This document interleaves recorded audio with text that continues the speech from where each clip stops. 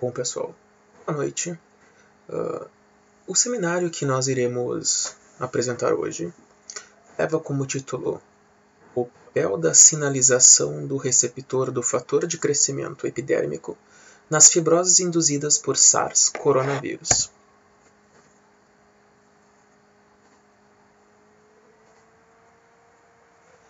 Após o surto respiratório epidêmico de 2003 de SARS, foi noticiado que muitos pacientes que sobreviveram aos sintomas muito severos acabaram desenvolvendo uma fibrose pulmonar residual.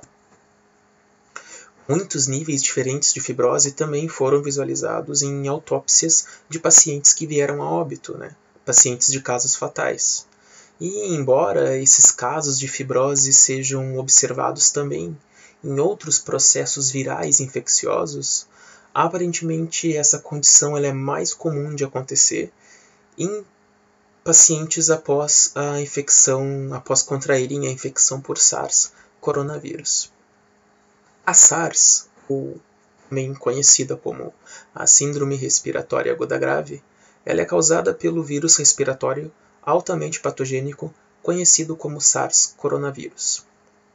E os pacientes, quando contaminados com SARS, eles apresentam inicialmente uma doença leve, contendo como sintomas febre alta persistente, calafrios, mal-estar, mialgia, dor de cabeça e tosse seca, que acaba progredindo todos esses sintomas em gravidade nas semanas seguintes, nas semanas posteriores. E o tempo médio de duração da doença é de cerca de 1 a 2 semanas. Entretanto, cerca de 1/3 dos pacientes, eles acabam desenvolvendo complicações pulmonares muito graves, como lesão pulmonar aguda e a síndrome do desconforto respiratório agudo, também conhecida pela sigla SDRA, que é uma condição que acaba resultando na necessidade de intubação e hospitalização prolongada dos pacientes acometidos pelo SARS coronavírus.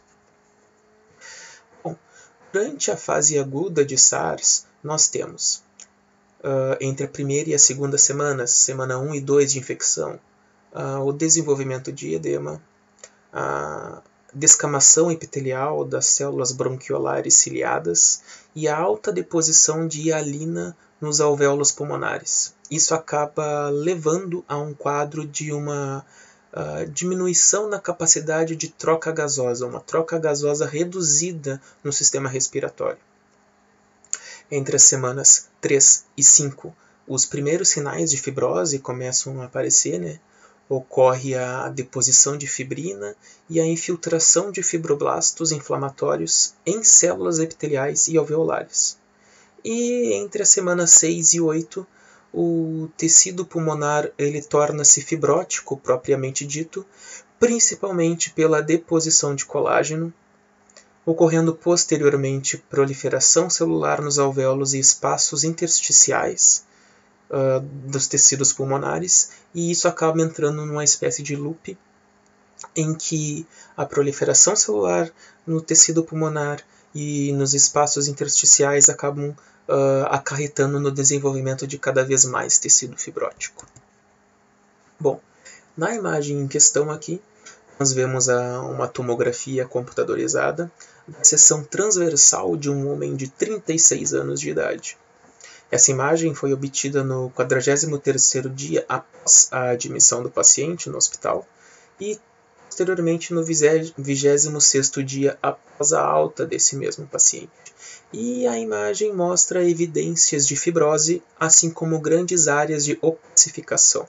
Nós conseguimos visualizar essa evidência de fibrose e essas áreas de opacificação com maior definição no lóbulo esquerdo aqui do pulmão do paciente e no lóbulo direito, A gente pode ver essa grande diferença entre os dois lóbulos. Mas, quando o problema nas mãos, quais modelos animais são utilizados para o estudo desse tipo de doença? Primeiramente, principalmente, a utilização de modelos de primatas não humanos, Entre os modelos de primatas não humanos mais utilizados, nós temos o macaco sinomolgus, os macacos verde africanos, os saguis e os macacos rhesus. E, além da utilização desses modelos de primatas não humanos, nós temos também a utilização de pequenos animais, de modelos animais de pequeno porte. Principalmente entre eles a utilização do hamster sírio dourado, a utilização de furões e, em grande demasia, em número muito maior do que os outros animais, a utilização de camundongos consanguíneos. Esses camundongos consanguíneos são o resultado do acasalamento de 20 gerações consecutivas entre irmãos ou pais e filhos. E isso acaba resultando em mais ou menos cerca de 99% de homozigose nos animais a serem utilizados nos experimentos. Levando em consideração, então, camundongos como um modelo para o estudo de SARS, nós temos a ideia de que existem várias linhagens que são destinadas ao estudo de SARS, várias linhagens de camundongos que foram destinadas para esse tipo de estudo. Entre essas linhagens nós temos a utilização da linhagem Balbici, da linhagem C57B6 e também da linhagem 129S. E essas linhagens elas são acometidas em patologias que variam muito em intensidade, de leves a graves. Isso, claro, dependendo da estirpe viral utilizada. A primeira estirpe viral utilizada em relação ao emprego, ao estudo de SARS, coronavírus em camundongos, foi a linhagem conhecida como SARS-CoV urbani. Essa linhagem leva esse nome porque ela foi denominada assim em homenagem ao médico Carlo Urbani. Esse médico ele foi a óbito após tratar pacientes no início do surto epidêmico em 2003 lá no Vietnã. Os camundongos são infectados por essa linhagem de SARS, conhecida como urbani. Nós temos que, nos 3 primeiros dias de infecção, entre os dias 1 e 3, ocorrem como sintomas, como sintomatologia, o desenvolvimento de inflamação peribronquiolar e perivascular. E, posterior a isso, entre os dias 4 e 7, já ocorre uma ampla eliminação de SARS coronavírus dos pulmões e uma consequente mínima perda de peso e de sintomas clínicos de infecção. Ou seja, esses camundongos, essas linhagens de camundongos vistas anteriormente, possuem uma alta recuperação da infecção por essa linhagem após o 4º dia pós-infecção. Então, isso levou à necessidade da criação de uma estirpe de SARS coronavírus que fosse causadora de perda de peso significativa e sintomas clínicos e patologia pulmonar mais próxima do que era encontrado em seres humanos, para traçar um paralelo melhor. Então, para isso, foi-se desenvolvido uma linhagem nova de SARS coronavírus chamada de MA15. Essa linhagem chamada de MA15 ela é proveniente de 15 passagens diferentes, 15 passagens seguidas da linhagem SARS coronavírus urbani nos camundongos da linhagem Balbici. E após essas 15 passagens, teve-se então essa linhagem MA15, e essa linhagem MA15 ela causava 100% de mortalidade em camundongos Balbici, jovens e adultos, ou seja, independente da idade, a taxa de mortalidade alcançava os 100%. Quando comparadas as duas linhagens, as duas estirpes virais de SARS coronavírus, MA15 e urbani, nós visualizamos que a linhagem MA15 ela possui 6 mutações no genoma quando em comparação com a linhagem urbani. Dessas 6, 4 são em proteínas de replicação e 2 são em proteínas estruturais. E esses camundongos da linhagem BALB-C, quando infectados então com SARS, coronavírus MA15, eles já apresentavam uma alta progressão da inflamação do tecido pulmonar, um extenso dano às células do epitélio bronquiolar e alveolar, uma alta prevalência de antígenos e detritos no epitélio bronquiolar e alveolar dos camundongos, diferentemente do que era visualizado anteriormente nos camundongos infectados com a linhagem Urbani. Bom, então a utilização desses camundongos dessa linhagem, de diferentes linhagens, junto com a estirpe MA15, possibilitou então um estudo mais a fundo em que pudéssemos visualizar características mais próximas do que acontecia em seres humanos, traçar um paralelo, né? Então, várias linhagens de camundongo nocaute foram infectados com MA15, né? E aí eles serviram como um meio para a identificação de fatores imunes críticos para a proteção advinda dos mecanismos da patogenicidade do SARS coronavírus. Entre essas linhagens nocaute que foram obtidas e foram testadas, nós temos a linhagem de camundongos nocaute para o gene MYD88. Esse gene MYD88 codifica para uma proteína do mesmo nome, proteína MYD88, que ela é fundamental para o processo de ativação das células imunológicas através de receptores do tipo TLR, de imunidade inapta. Certo?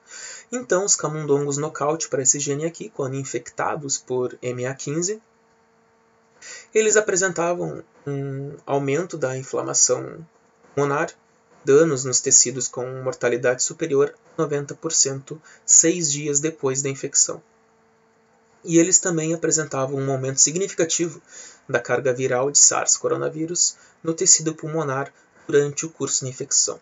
Isso já era esperado porque uma alta taxa de mortalidade, esperava-se encontrar também um alto nível, uma alta quantia de carga viral no tecido pulmonar. Uma outra linhagem de camundongo nocaute utilizado era a linhagem de camundongo nocaute para o gene LRTs. E camundongos nocaute para esse gene acabavam apresentando também um aumento na patogenicidade de SARS coronavírus, assim como danos aos tecidos e também uma alta taxa de mortalidade, né? Camundongos também com deficiência no processo de sinalização de STAT1 aqui, eles acabavam, no fator de transcrição STAT1, eles acabavam demonstrando uma alta suscetibilidade à patogênese causada pelo SARS coronavírus. E um outro trabalho também muito interessante, que tentou traçar, né, um paralelo entre um sistema biológico, né, combinando dados patogênicos e perfis transcriptômicos, camundongos infectados pela linhagem MA15, acabou identificando que a via das uroquinases era um nó-chave no controle dos danos nos pulmões e também da deposição de fibrina durante os processos infecciosos por SARS coronavírus. Nessa imagem aqui em questão, nós podemos visualizar pulmões fixados em PBS, né? Onde na figura A, aqui na imagem, na fatia A, aqui nessa região, a gente consegue visualizar a fatia de tecido pulmonar de camundongo sem a presença de infecção viral, ou seja, uma fatia de tecido de um pulmão saudável. Na figura B, na imagem B, nós visualizamos uma fatia de camundongos do tipo selvagem, 129 SV, essa aqui é a linhagem que o camundongo é proveniente, 9 dias após a infecção. E a gente consegue visualizar, então, uma lesão pulmonar e inflamação nas veias infectadas. A gente consegue visualizar a grande diferença entre o tecido saudável e aqui, então, uma fatia do tecido apresentando lesão pulmonar e inflamação nas veias infectadas. Figura C aqui, nós temos então camundongos que eram deficientes, aqui STAT1, também 9 dias após a infecção. E estes já apresentam também uma extensa inflamação, lesões fibróticas ao redor das vias aéreas e oclusão do espaço alveolar com líquido proteico em um infiltrado inflamatório. Então nós temos aqui a imagem com a fatia saudável e 2 fatias de pulmões, tecido pulmonar de camundongo, infectados com 9 dias de infecção, com a linhagem MA15. Mas, para conseguir compreender como esse processo todo se desenvolve, né, esforços tiveram que ser feitos. Então, os esforços atuais para compreender a indução da fibrose por SARS-coronavírus.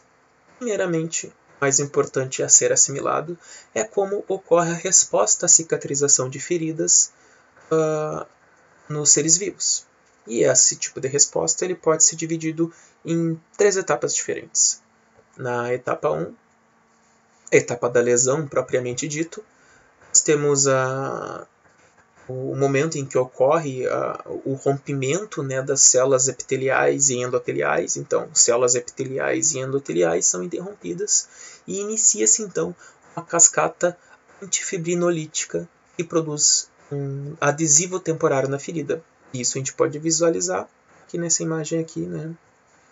Nessa imagem a gente visualiza a lesão propriamente dita e aqui as primeiras respostas celulares, né? Cascata antifibrinolítica que tem início, né? Os neutrófilos sendo direcionados para a região da lesão.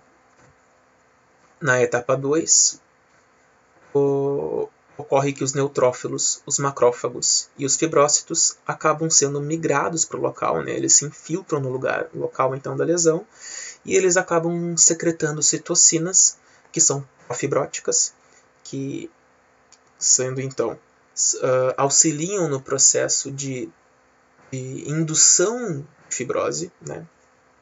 E entre essas citocinas profibróticas, a gente pode citar IL-1, TNF, IL-13 e TGF-beta.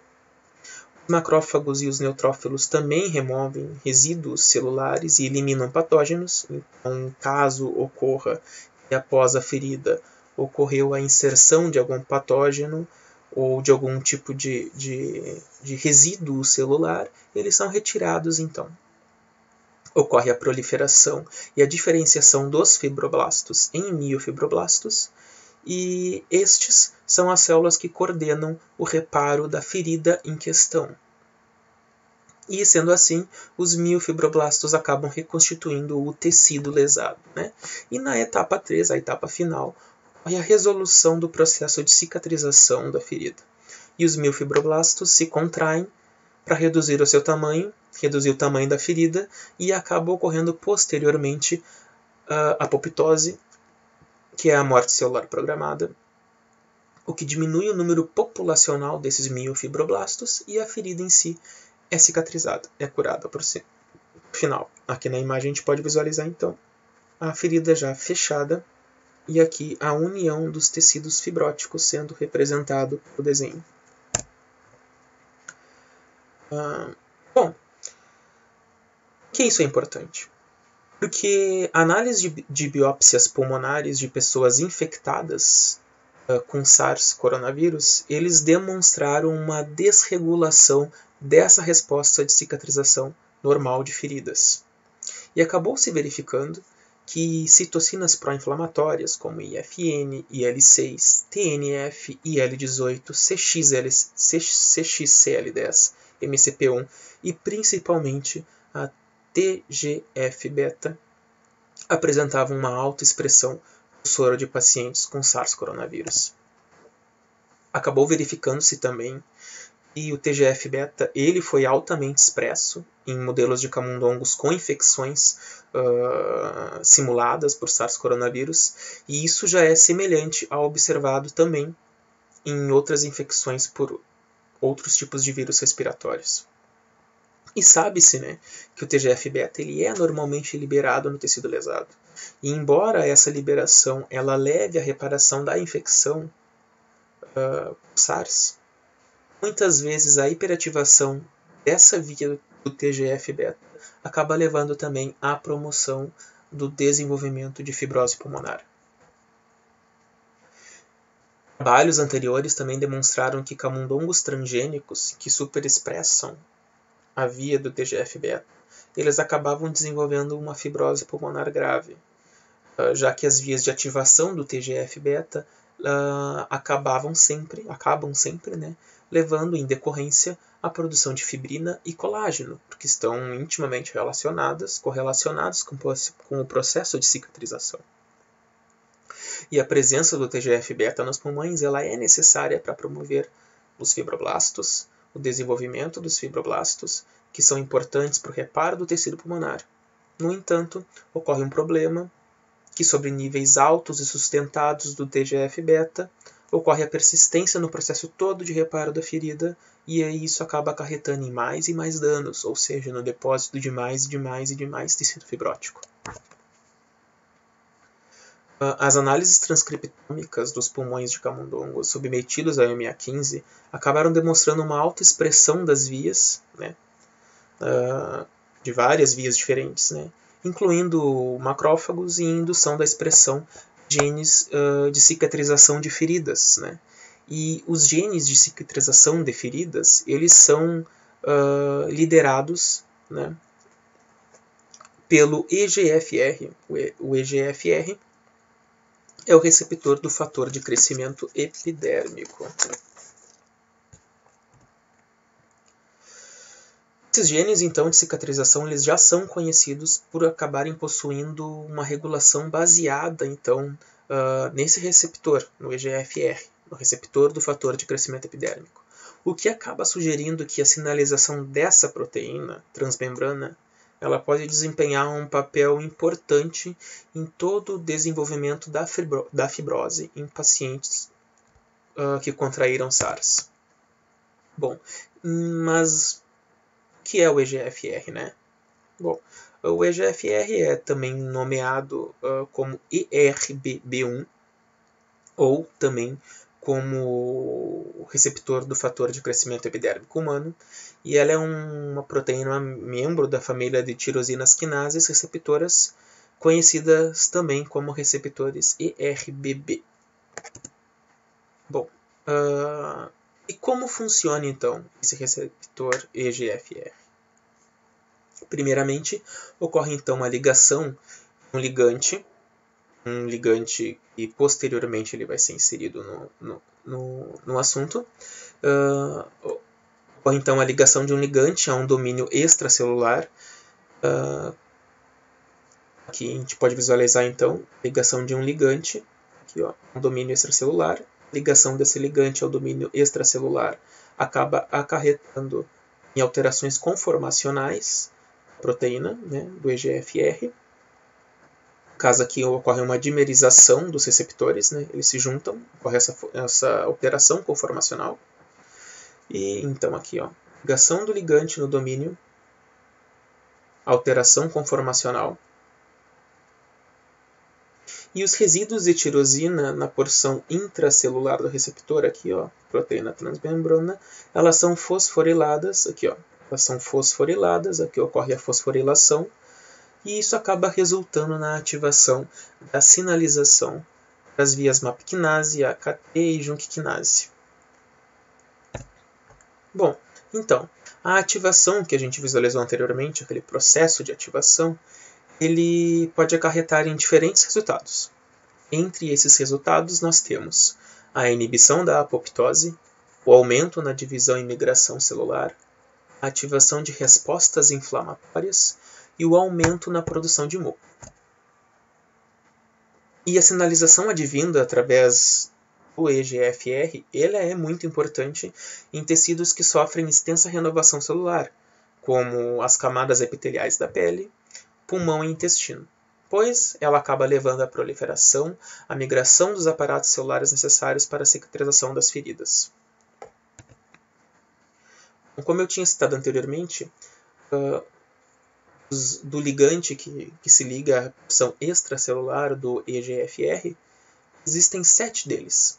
Existem então 7 tipos de ligantes conhecidos para EGFR, entre eles EGF, o TGF-alfa, a anfirregulina, a epirregulina, o fator de crescimento epidérmico de ligação à heparina, os mitógenos e epígenos epiteliais e a beta-celulina.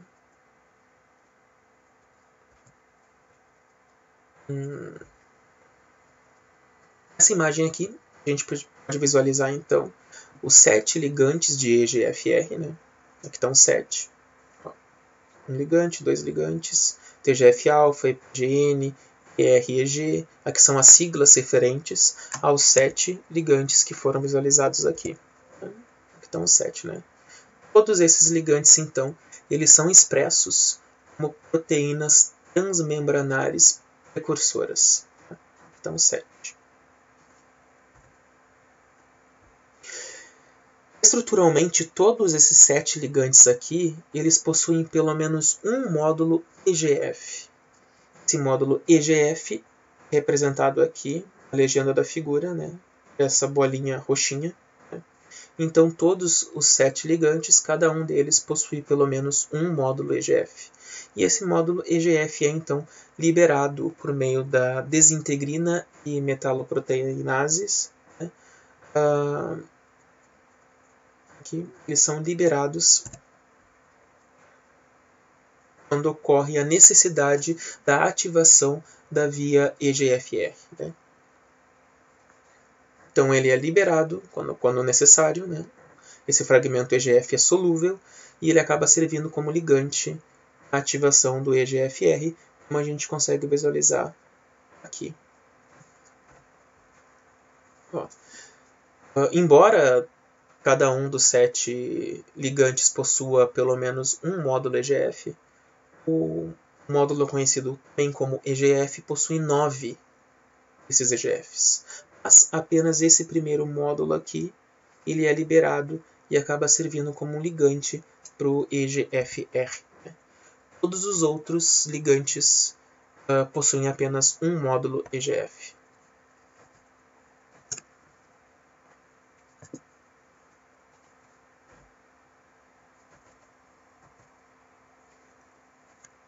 E após o processo todo de ativação da via ativação do ligante EGFR, né?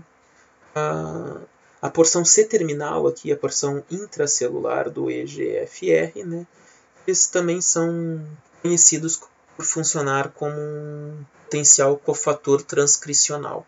E ele acaba se translocando no núcleo após a clivagem proteolítica do EGFR e assim dá prosseguimento a todo o processo de sinalização.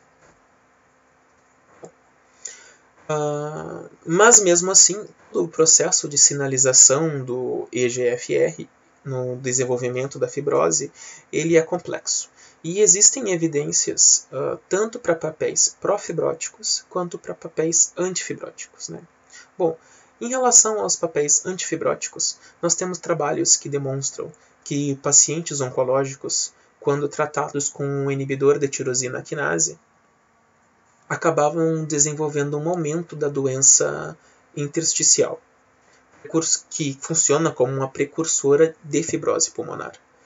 Pacientes também que eram tratados com um anticorpo anti-EGFR também acabavam desenvolvendo importantes associações com o desenvolvimento da doença intersticial. E esses fatores em conjunto, então, eles sugerem que a inibição da sinalização do EGFR ele pode aumentar os riscos de fibrose pulmonar, sugerindo, portanto, que o EGFR ele é antifibrótico nesse tipo de contexto. Em relação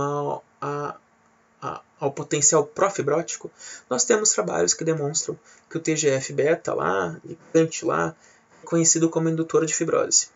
Tem estudos que demonstram, então, que ele induz potentemente a expressão do ligante EGFR, dos ligantes de EGFR, principalmente do ligante AR, né? E o silenciamento desse ligante por diferentes técnicas ou por diferentes medicamentos, né, eles acabam atenuando os efeitos fibróticos do TGF-beta. E alguns trabalhos também, utilizando camundongos que superexpressam o ligante EGFR, acabaram desenvolvendo espontaneamente a fibrose pulmonar. Então, esses dados acabam indicando que talvez, né, que a sinalização do EGFR ela seja profibrótica e não antifibrótica, como os resultados anteriores demonstravam. Bom, então, como nós podemos conciliar todos esses problemas conflitantes, esses dados conflitantes? Uma possibilidade para resolver esse tipo de problema, para compreender esse tipo de problema, é de que a sinalização de EGFR ela tenha resultados diferentes em diferentes espécies e para diferentes gatilhos fibróticos. Ou, quem sabe, uma outra possibilidade alternativa, que a fibrose ela seja o resultado da desregulação da cinética da sinalização do EGFR, em vez do que simplesmente a força de um sinal em um determinado momento, porque os resultados visualizados anteriormente, lá de ser anti ou profibrótico, eram uma fotografia de um determinado momento dentro de uma determinada condição.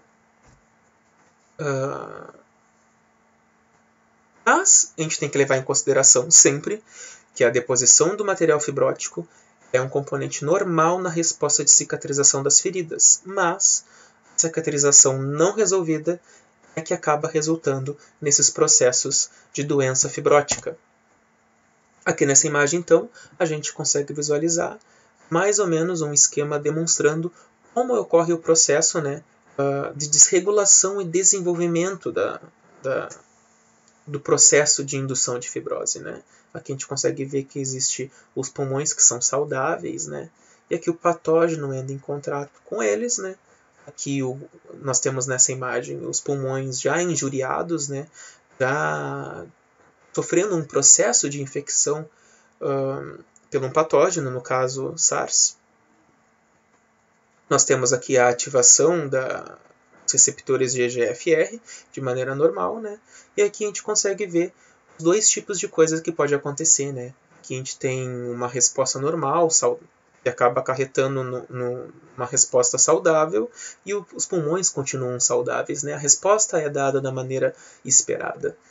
E nessa imagem aqui a gente tem uma resposta exagerada do organismo, e acaba que o tecido pulmonar é lesado de maneira excessiva, né? E acaba desenvolvendo tecido fibrótico no local, né? Então a gente tem um pulmão fibrótico fibrado.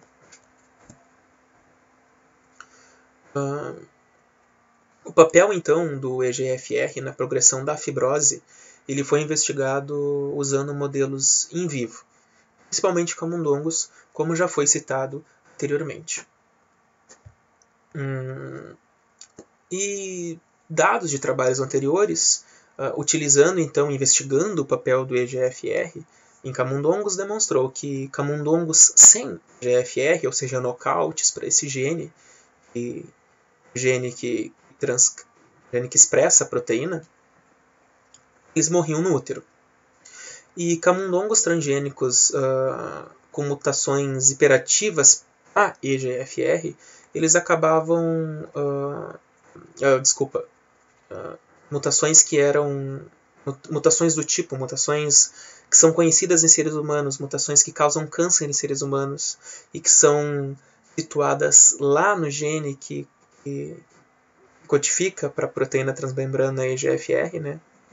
Eles acabavam demonstrando um rápido desenvolvimento de tumores pulmonares que dependem especificamente da sinalização EGFR. e camundongos que continham mutações de EGFR que levam à sua ativação constitutiva, ou seja, sempre sendo expressos, acabavam mostrando um fenótipo relacionado à pele, mostrando cabelo ondulado, né, um pelo ondulado, pelo encaracolado, uma epiderme espessa e uma pigmentação escura. Os camundongos que eram deficientes para TGF-alfa, lá um ligante para EGFR, que acabam, no caso, não possuindo sinalização EGFR da maneira como era esperada, eles são protegidos contra doenças pulmonares crônicas em modelos de lesão pulmonar. E o emprego de animais modelo de camundongos, né, acabou demonstrando que a regulação do EGFR ela pode ser uma via fundamental na indução da fibrose pulmonar induzida por algum tipo de dano. E o desenvolvimento da fibrose pulmonar após a infecção por SARS é uma complicação significativa em pacientes que sobrevivem às doenças, né? Isso como uma perspectiva futura.